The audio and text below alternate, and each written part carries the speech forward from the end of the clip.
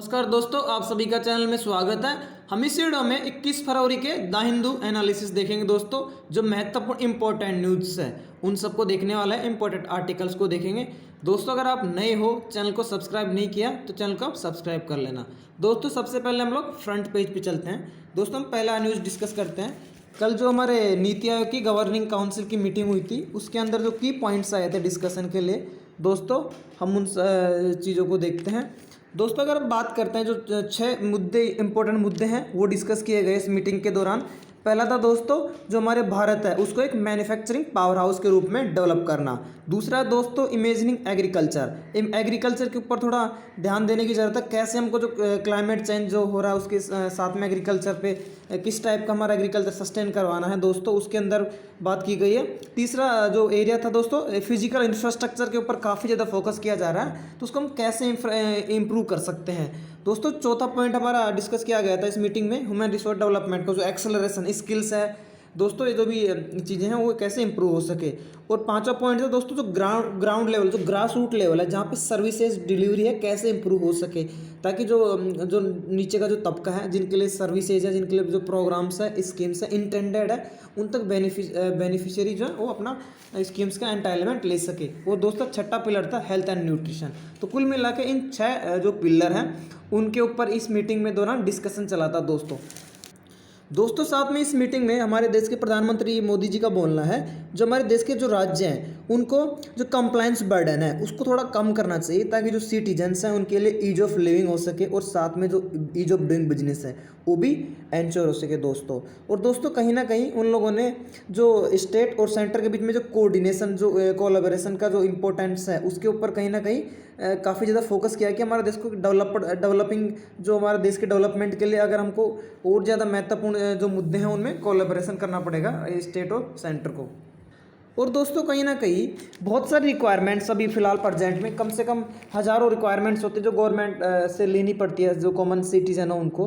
तो दोस्तों कहीं ना कहीं इस मीटिंग के दौरान ये डिस्कस हुआ, जब टेक्नोलॉजी है तो एक ही चीज़ के लिए बार बार जो सिटीजन है वो क्यों पूछे, एक बार जो टेक्नोलॉजी का यूज करके हम कहीं ना कहीं जो ई गवर्नेंस है उसके ऊपर एक जो बेहतर से बेहतर जो टेक्नोलॉजी का यूज करें, और ताकि हमारे जो सिटीजन्स हैं उनको जो इनकन्वीनियंस है थोड़ा कम हो सके।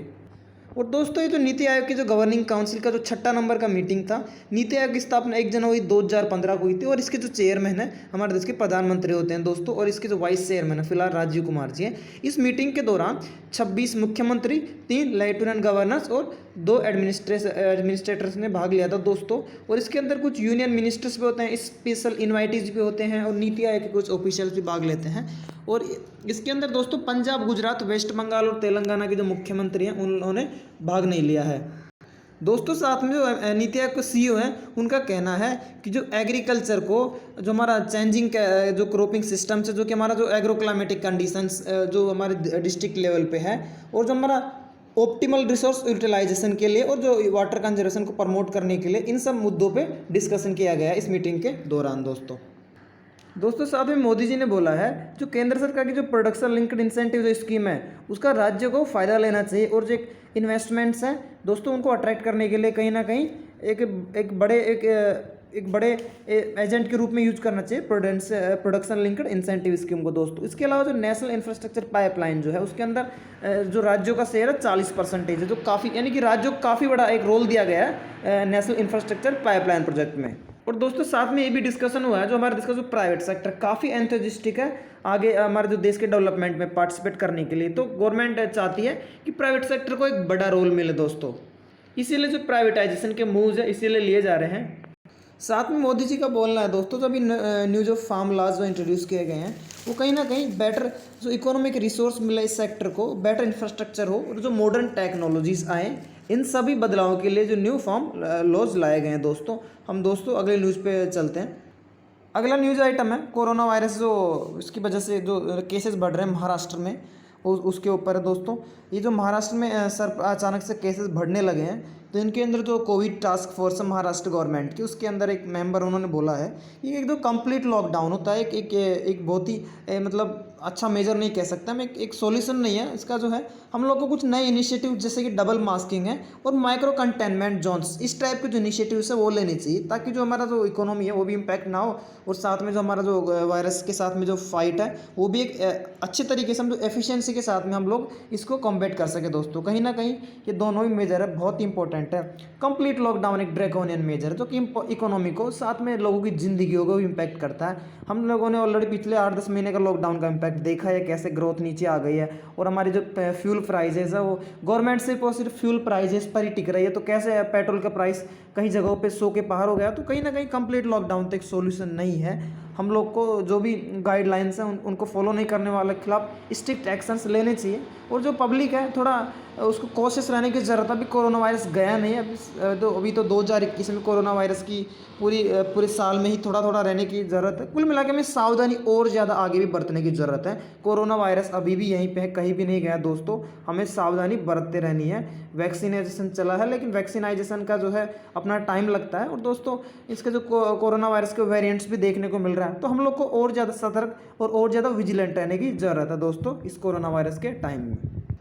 दोस्तों नीति आयोग की मीटिंग में ही हमारे जो दिल्ली के जो मुख्यमंत्री हैं उन्होंने बोला कि हम लोग को स्टार्टअप्स और मैन्युफैक्चरिंग के ऊपर काफ़ी ज़्यादा फोकस करना पड़ेगा। और दोस्तों कहीं ना कहीं जो चाइना हमारे बॉर्डर पे परेशान कर रहा है, साथ में इसकी जो चाइनीज़ जो मार्केट है, चाइनीज़ गुड्स ने हमारे इंडियन मार्केट काफ़ी ज़्यादा जो है कैप्चर कर रखा। तो कहीं ना कहीं हम लोग को टाइम आ गया दोस्तों, हमारा जो मैन्युफैक्चरिंग सेक्टर है हम हमारे जो प्रोडक्ट्स हैं हम लार्ज स्केल में हम यहीं पे प्रोड्यूस कर सकें, और हमें जो हमारे मार्केट को चाइनीज़ प्रोडक्ट्स ने जो टैप कर रखा है, चाइनीज़ प्रोडक्ट्स ने जो ग्रैब कर रखा है, उसको हम अपने कब्जे में ले। हमारा जो मैन्युफैक्चरिंग सेक्टर है, हमारा जो देश है, वही उस मार्केट को टैप कर सके दोस्तों। बाहरी जो फॉरेन प्रोडक्ट्स हैं उनको हम लोग नकार दें, और हमारा जो प्रोडक्ट्स है काफ़ी अच्छे से बेहतर प्रोडक्ट्स हो सके मार्केट में। तो दोस्तों उसके बारे में इन्होंने सजेशंस दिए हैं। दोस्तों एक छोटा सा आर्टिकल है national film archives of India जो कि पुणे में स्थित है। इसके जो अभी डायरेक्टर फिलहाल है प्रकाश मैकडोम जी, थोड़ा आप ध्यान रखिए, इतना इंपॉर्टेंट नहीं है, लेकिन फिलहाल NFAI का फुल फॉर्म और कहाँ पे स्थित है कभी कभी पूछ लेता है एग्जामिनर। दोस्तों इस आर्टिकल में जो दिशा रवि जो हमारी क्लाइमेट एक्टिविस्ट है उनके अरेस्ट के बारे में बातें की गई है कि जो सरकार है उनसे डर गई है उनके जो इनिशिएटिव से, इसलिए पैनिक मोड में है। दोस्तों इनके जो रिटायर्ड ब्यूरोक्रेट्स हैं इंटेलेक्चुअल ने बोला कि कोई भी आदमी या कोई भी जो एंटी गवर्नमेंट सेंटिमेंट देता है उसको एक गलत तरीके से पेश करके एंटी नेशनल दिखाया जाता है, जो कि सही नहीं है। एंटी नेशनल और एंटी गवर्नमेंट दोनों अलग अलग चीज़ें हैं, दोनों के बीच में फ़र्क रखने की बहुत ज़्यादा ज़रूरत है दोस्तों। ये हमारे देश की डेमोक्रेसी के लिए काफ़ी इंपॉर्टेंट है। दोस्तों हम लोग आगे अगले आर्टिकल पे चलते हैं। दोस्तों एक छोटा सा न्यूज़ आइटम है, कर्नाटका में हॉस्पिटलिटी सेक्टर है उसको इंडस्ट्री का टैग दिया गया। कहीं ना कहीं जो हमारा जो कोरोना के वायरस की वजह से जो हॉस्पिटलिटी सेक्टर स्पेशली जो 5 स्टार होटल्स है काफ़ी ज़्यादा इम्पैक्ट हुआ है दोस्तों। तो वही उसको जो वापस से रिवाइवल करने के लिए हॉस्पिटलिटी सेक्टर को इंडस्ट्री टैग दिया कर्नाटक राज्य ने।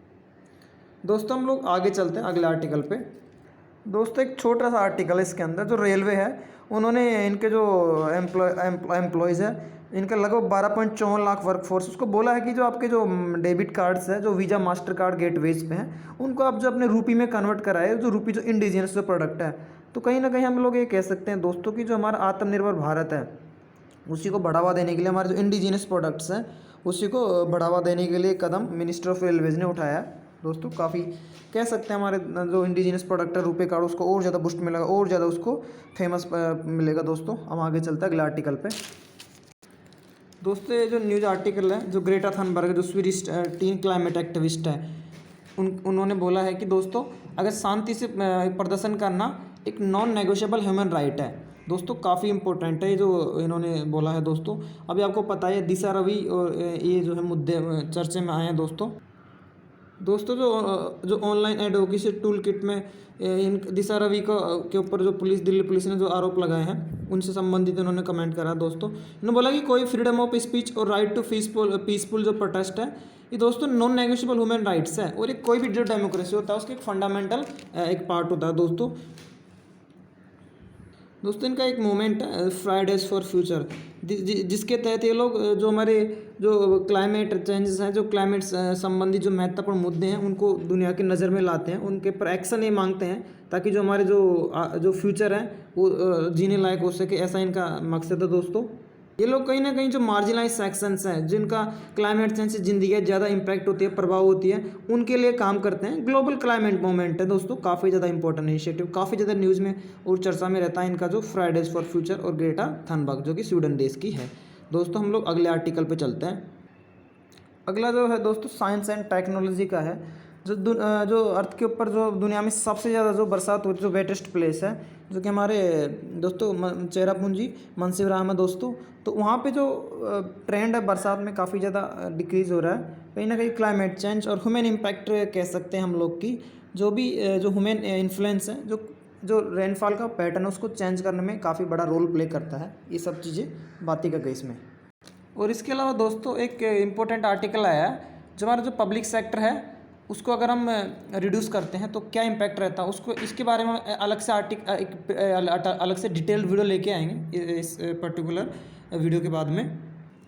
दोस्तों हम लोग अगले आर्टिकल को डिस्कस करते हैं। जो हमारे फाइनेंस मिनिस्टर ने बोला है, जो भी क्रेडिट रेटिंग एजेंसी है, जो रेटिंग एजेंसी है, जो ग्लोबल रेटिंग एजेंसी, वो बोलेगी जो भारत का जो स्पेंडिंग है, जो बढ़ा है स्पेंडिंग, उसको आप स्टिमुलस के कॉन्टेक्स्ट में देखिए, आप अलग से मत देखिए। जो पेंडेमिक है उसके बाद में दोस्तों कहीं ना कहीं मतलब इन्वेस्टर्स को बोल रही है फाइनेंस मिनिस्टर कि आप एनिमल इस स्पिरिट्स के साथ आइए, हमारी जो इकोनॉमी है पेंडेमिक की वजह से इम्पैक्ट हुआ उसको आप रिकवर करने में हेल्प कीजिए। आप दोस्तों जो गवर्नमेंट का इंफ्रास्ट्रक्चर स्पेंडिंग के ऊपर पुश है, कहीं ना कहीं कोर सेक्टर्स को भी काफ़ी ज़्यादा अच्छे से इम्पैक्ट करने वाला है, जो है मल्टीप्लायर इम्पैक्ट होने वाला है। ये जो है लेबर के लिए अपॉर्चुनिटीज़ क्रिएट करेगा, साथ में डिमांड भी क्रिएट होगा, और जो कंज्यूमर लेवल है दोनों ही लेवल पे जो दोस्तों डिमांड क्रिएट होने वाला है। और कहीं ना कहीं हम कह सकते हैं कि ये जो इंडियन इकोनॉमी की जो रिकवरी है, सस्टेनेबल ग्रोथ आने वाले कुछ डिकेड में देखने को मिलेगा, ये सब जो मेजर्स लिए जा रहे हैं उनकी वजह से। और इन्होंने अपील किया जो रेटिंग एजेंसी उनसे कि आप जो इंडिया की जो क्रेडिट रेटिंग है उनका आप रिलेटिव टर्म्स में देखिए, आप अलग से मत देखो इंडिया को किसी एक पर्टिकुलर कंट्री के साथ में आप कंपेयर मत कीजिए। और जो भी बोरोइंग है, स्पेंडिंग है, सब रिलेटिव टर्म्स हैं, तो आप एक रिलेटिव टर्म्स में देखिए। आप जो इंस्टीट्यूशन है दोस्तों, जो रिलेटिव अंडरस्टैंडिंग जो आप करके आप जो भी आप रेटिंग देते हैं वो सब चीज़ें कीजिए। और उन्होंने बोला कि जो गवर्नमेंट की जो इंफ्रास्ट्रक्चर बिल्डिंग की जो स्ट्रेटजी है, एक शॉर्ट टर्म रिलीफ ही नहीं देगा बट एक लॉन्ग टर्म देगा, जिसका जो इम्पैक्ट है, जिसका जो अगले 5 से 6 साल में देखने को मिलेगा।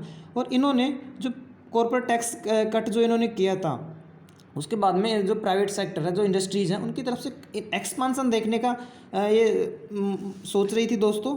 जो अभी हमें जो पॉलिसीज़ है काफ़ी क्लियर है, कंसिस्टेंट है, और ईज ऑफ डूइंग बिजनेस भी काफ़ी ज़्यादा हमने किया है, और ज़्यादा इसके ऊपर प्रोग्रेस चल रही है। जो प्राइवेट इन्वेस्टर्स हैं उनसे कहीं ना कहीं अब उम्मीद जताई जा रही है कि अब आके इन्वेस्ट करेंगे और हमारी जो इकोनॉमी है वो रिसेशन में है उसको वापस से पुल करेंगे, और हमारा देश जैसे IMF ने बोला है कि फास्टेस्ट ग्रोइंग इकोनॉमी का टैग वापस ले लेगी।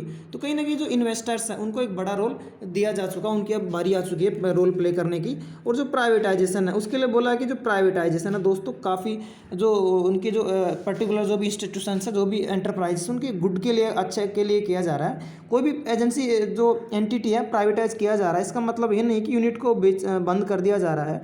कहीं ना कहीं उसकी जो ऑपरेशनल एफिशिएंसी है, और जो उसके साथ में जो प्राइवेट सेक्टर के पास में जो प्रोफेशनल स्किल्स है, जो बेटर जो स्किल सेट है, वो कहीं ना कहीं यूटिलाइज करने के लिए जो प्राइवेट सेक्टर है कहीं ना कहीं आ सके, एक अच्छे तरीके से रन कर सके, एक प्रोफेशनल वे में रन कर सके, इस उम्मीद के साथ में जो पब्लिक सेक्टर एंटरप्राइजेस है उनको प्राइवेटाइज किया जा रहा है। और दोस्तों कहीं ना कहीं इन्होंने बोला है कि हमारी जो इकोनॉमी है, जो बहुत सारे जो प्रोडक्ट्स हैं, बहुत सारे जो सेक्टर्स हैं, जैसे स्टील हुआ, कॉपर हुआ, कोल है, हमारी इकोनॉमी अभी भी बहुत ज़्यादा काफ़ी डिमांड है। तो कहीं ना कहीं जो फर्म्स हैं जिनको प्राइवेट में दिया जा रहा है, इसका मतलब ये नहीं कि बंद किया जा रहा है, इन सब प्रोडक्ट्स की आने वाले कई डिकेड्स में डिमांड रहने वाली है। और इकोनॉमी की ज़रूरत पड़ेगी दोस्तों कि हम लोग जब भी जो एंटिटीज़ को बेच रहे हैं, इसका मतलब ये नहीं कि हम क्लोज़ कर रहे हैं। हम चाहते हैं कि जो इंस्टीट्यूशंस हो और अच्छे तरीके से प्रोफेशनल मैनर में रन हो सके, उनकी प्रोडक्टिविटी इंप्रूव हो सके, और आने वाले अगले डिकेड्स में और भी बड़ा उनका जो मार्केट वैल्यू हो सके। और कहीं ना कहीं वो जो एंटिटीज़ है अपने एक अपनी अलग से एक गवर्नमेंट के अलावा भी अपना जो एक रोल ले सके दोस्तों मार्केट में। तो कहीं ना कहीं जो मार्केट ओरिएंटेड स्ट्रेटजी है दोस्तों गवर्नमेंट की, दोस्तों हमने इस वीडियो में आगे चलते हैं हम लोग। हम स्पोर्ट्स की पर्टिकुलर न्यूज़ देख लेते हैं। ऑस्ट्रेलिया ओपन की जो वुमेंस की सिंगल्स विनर अभी नाओमी ओसाका जीत चुकी है, और जेनिफर ब्रांडी जो अमेरिका की, उसको इन्होंने हराया है।